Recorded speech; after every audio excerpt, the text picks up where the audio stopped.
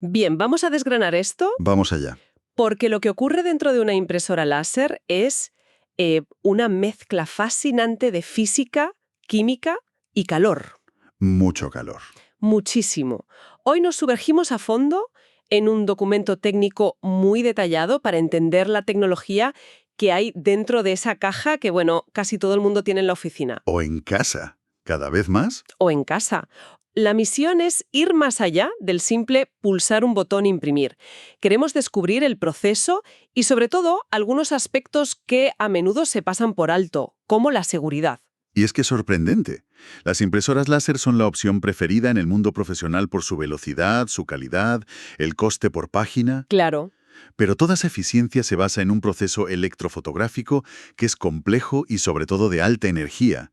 Entender esto nos ayuda a ver por qué el mantenimiento y la seguridad son tan cruciales. Y aquí es donde, para mí, se pone la cosa de verdad interesante. Ajá, Porque, a ver, uno no piensa en una impresora como un equipo de riesgo, ¿no? para nada. Pero es que las fuentes que manejamos hablan de temperaturas de hasta 220 grados Celsius Voltajes de 2000 voltios. y emisiones químicas. Empecemos por lo más obvio. Ese calorcito que se nota en la hoja recién impresa. ¿De dónde viene exactamente? Y es peligroso. Pues el principal responsable es el fusor. Imagina una unidad con dos rodillos calientes que alcanzan temperaturas de entre 180 y 220 grados. ¡Ostras! Su función es, literalmente, fundir el polvo del tóner para fijarlo al papel. Así que el riesgo de quemaduras graves al manipularlo es muy real. Claro, como un pequeño horno. Pero, ¿hay alguna señal de advertencia en la impresora? Porque la tentación de abrirla y meter la mano cuando se atasca el papel es enorme. Todos lo hemos hecho, sí. Y esa es la trampa, ¿no? Esa es la trampa. No suele haber una luz roja parpadeando que diga peligro. La protección es pasiva. Por eso la medida de seguridad clave es esperar. Esperar un mínimo de 15 a 30 minutos después de apagarla antes de tocar esa zona. Hay que darle tiempo a que se enfríe, sin más. Sin más. Paciencia. Entendido. Pero luego mencionas esos 2000 voltios. A ver, yo siempre desconecto los aparatos, por costumbre, pero ¿hablamos de un riesgo real de electrocución con solo tocar donde no se debe? Absolutamente. Esas tensiones tan altas son necesarias para el proceso. En concreto para cargar el tambor fotoconductor, que es el corazón de la máquina. El corazón, vale. Hay un filamento que se somete a ese alto voltaje para funcionar. Aunque está protegido, la norma es innegociable. Desconectar siempre la impresora de la red eléctrica. No basta con apagarla del botón. De acuerdo. Calor y alto voltaje. Peligros serios, pero más o menos conocidos. Pero los documentos también hablan de riesgos químicos, y eso me parece más invisible. Más preocupante, sí. Mencionan el ozono. ¿Deberíamos preocuparnos por el aire que respiramos cerca de la impresora? Es una preocupación legítima. El ozono, el O3, se genera por las descargas eléctricas de alto voltaje. Ajá. Y en concentraciones altas, pues puede causar irritación, dolores de cabeza, agravar alergias. Por eso la ventilación es tan importante. ¿Y qué se puede hacer? La buena noticia es que el problema está muy mitigado hoy en día. La mayoría de impresoras modernas ya incluyen filtros de carbono activado que descomponen casi todo el ozono antes de que salga. O sea que si la impresora es relativamente nueva, el riesgo es mínimo. Correcto. ¿Y qué hay de las partículas del tóner? Siempre he tenido la duda de si ese polvillo es realmente tóxico. A ver, tóxico es una palabra, digamos que es una palabra fuerte, Vale. pero sí puede ser irritante. El tóner es un polvo finísimo de resina, pigmentos, y si se inhala en cantidad, por ejemplo en un derrame, puede irritar las vías respiratorias. De nuevo, la solución es la ventilación. Siempre. Buena ventilación. Entonces, resumiendo las precauciones. Primero, colocar la impresora en un lugar con buena circulación de aire, dejando unos 10 o 15 centímetros alrededor. Eso es. Segundo, al cambiar el tóner, con cuidado sin sacudirlo. Y tercero, un punto que me pareció crucial y que creo que casi nadie conoce. Si se derrama tóner, limpiarlo con un paño húmedo. Fundamental. Nunca, y esto lo remarcaban mucho, nunca usar una aspiradora de casa. Es un consejo que vale oro. Y te lo digo porque un amigo intentó hacerlo. No solo llenó la habitación de una nube negra finísima, Me lo imagino. sino que quemó el motor de la aspiradora. El polvo es tan fino que atraviesa los filtros normales, se dispersa por el aire y te puede cortocircuitar el motor. Es un error de una sola vez. Un error caro. Y muy sucio. Para un pequeño derrame, un paño húmedo. Apuntado queda. Ahora que conocemos los riesgos, vamos al núcleo de la cuestión. ¿Cómo pasa un documento digital a ser una imagen perfecta en papel usando solo polvo y calor? Pues es fascinante. No es magia. Es física electroestática. Una danza, digamos, de cargas positivas y negativas. ¿Una danza? Sí, y para entenderla hay que conocer a los protagonistas.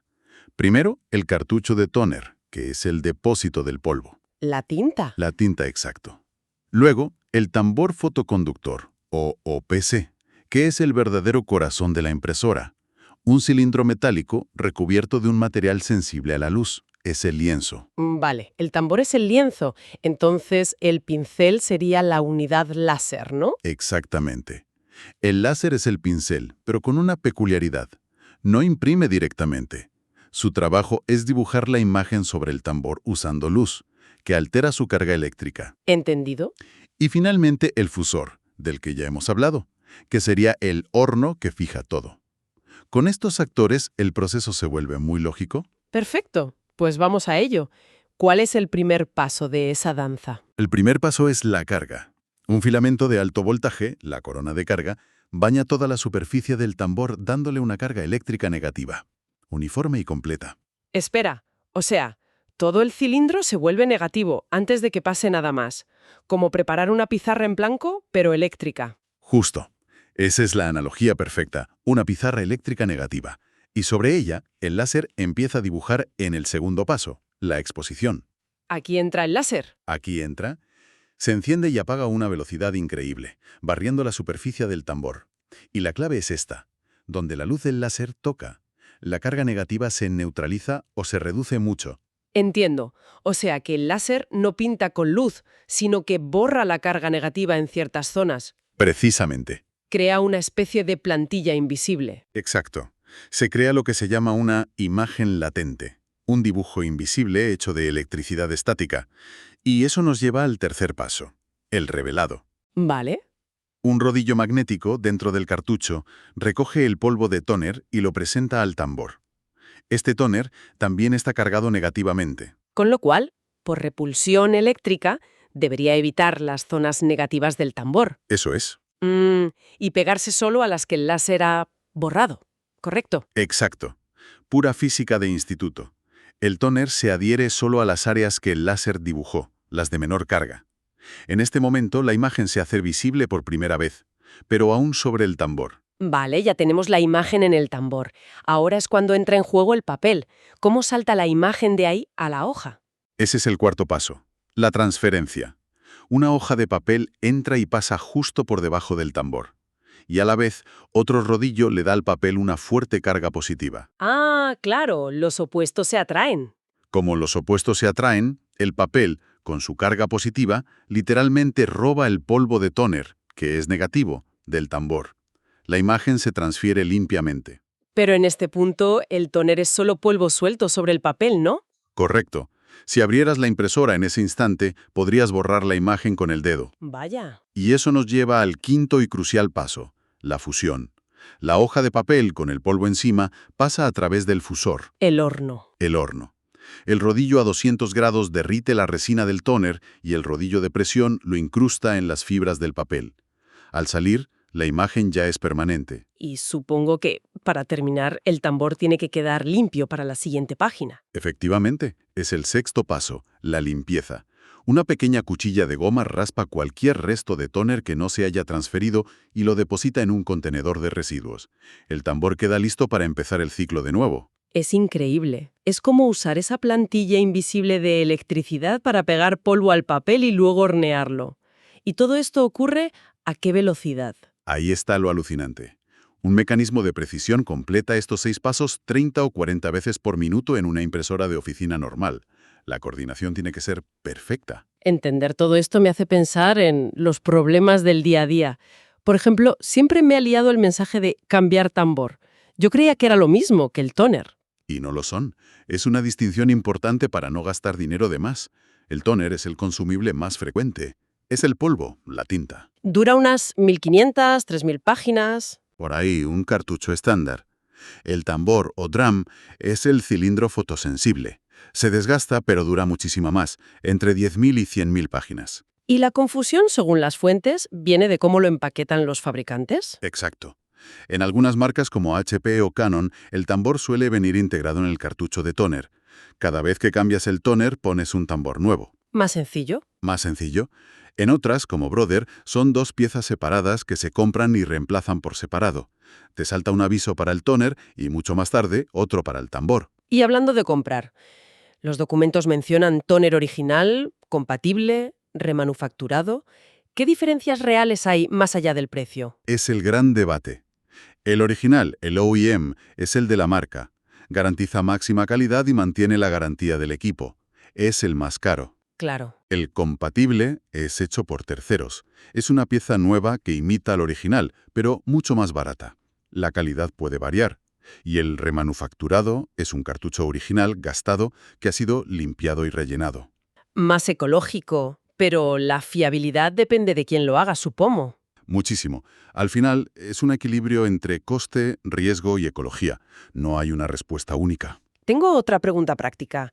En el menú de la impresora a veces aparece una opción de página de limpieza. Siempre me ha sonado a remedio mágico. No es magia, pero es muy útil. Su función principal es limpiar el fusor, esos rodillos calientes, ¿De qué lo limpia? de restos de tóner o partículas de papel que se hayan podido quedar pegadas. Se usa cuando en las impresiones aparecen manchas o motas que se repiten siempre en el mismo sitio de la hoja. ¿Y cómo funciona? Es muy sencillo. Al iniciar el proceso, la impresora coge una hoja y la pasa por el fusor de una manera especial, a una velocidad y temperatura concretas, para que el papel recoja esos residuos. En 2 minutos te puede solucionar el problema. Muy útil saberlo. Y para cerrar esta sección, ¿el papel? El documento deja claro que no todo vale y que un mal uso es la causa número 1 de los atascos. Totalmente.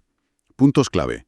Primero, las impresoras láser son para hojas sueltas, no soportan papel continuo. ¿Vale? Segundo, el almacenamiento. El papel debe mantenerse en su embalaje, en un lugar con una humedad controlada. Demasiada humedad provoca atascos y muy poca genera estática y hace que coja varias hojas a la vez. ¿Y qué pasa con papeles especiales como etiquetas o transparencias? A mí me da pánico meter algo así por si se derrite dentro. Es un miedo fundado. Es fundamental que sea material diseñado para impresoras láser. ¿Por el calor del fusor? Exacto.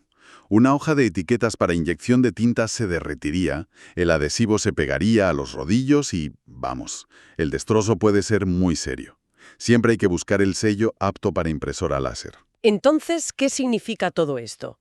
Que la próxima vez que recojamos un documento recién impreso y sintamos ese calor, sabremos que es el resultado de una coreografía de altísima precisión. Y que esa caja, aparentemente simple, es una pequeña maravilla de la ingeniería que damos por sentada. Y creo que los puntos más útiles que nos llevamos son la importancia de la ventilación, entender por fin la diferencia entre tóner y tambor y, por supuesto, El truco de la aspiradora. el truco de no usar nunca una aspiradora de casa para limpiar un derrame de tóner. Un consejo que puede ahorrar más de un disgusto. Sin duda. Y si conectamos esto con el panorama general, hemos hablado mucho de la mecánica y la química, pero las fuentes también detallan la creciente conectividad de estos aparatos. ¿Ya no es solo un cable USB? Para nada. Ahora tienen Ethernet, Wi-Fi, Wi-Fi Direct. Se integran en nuestras redes como un ordenador más. Y esto plantea una pregunta importante para el futuro, ¿no? A ver. A medida que estas impresoras se convierten en nodos inteligentes de nuestras redes, ¿cuál es el siguiente paso en su mantenimiento? Quizás ya no se trate solo de limpiar rodillos y cambiar cartuchos, ¿Sino de qué? sino de proteger el flujo de información que gestionan, convirtiendo la seguridad de los datos en el consumible más crítico de todos.